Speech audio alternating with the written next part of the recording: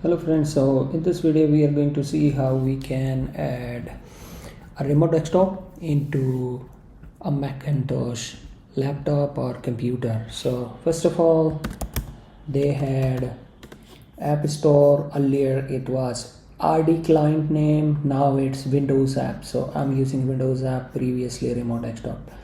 So if you see Windows app, that is your app you need to install. It's a free one and I think it's from the Microsoft. Okay, so once you installed it on your Mac, go to the add PC, put your IP there. I'm just entering a test IP, add a credential, and you need to enter your user password there, and friendly name you can also put the same IP and add.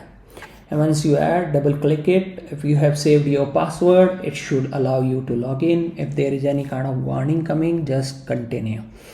So that's how you install this kind of thing.